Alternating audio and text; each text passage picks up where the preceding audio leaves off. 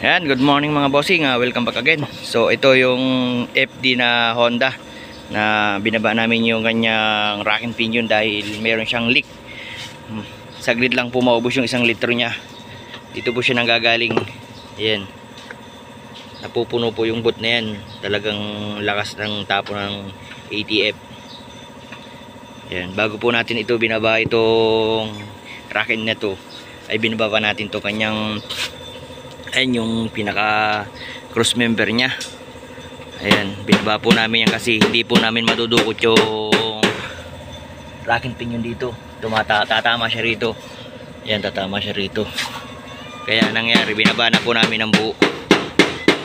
Ayan, kaya ito na po siya ngayon. Ang gagawin po namin dito, i-overhaul po namin itong rack and pinion. Magpapalit po kami ng mga oil seal. Ayan, katulad ito, ayun, yung oil seal niya nakaangat na. Ayan, papalitan po namin yung oil seal na yan. Tapos may oil seal pa po dito yan, saka o-ring. Tapos mayroon pong ito, oil seal dito tagabila. Mayroon po yan. Yan, kaya nangyari niyan, sigurado yung oil seal niya dito, kaya tumatapon yung ATF dito, nasira na po yun. Ayan, papalitan po namin yan. Bibili po kami ng ano yan, rack and pinion kit. Isang set po yun mga bossing, mayroon po nakukuha nun. Ayan.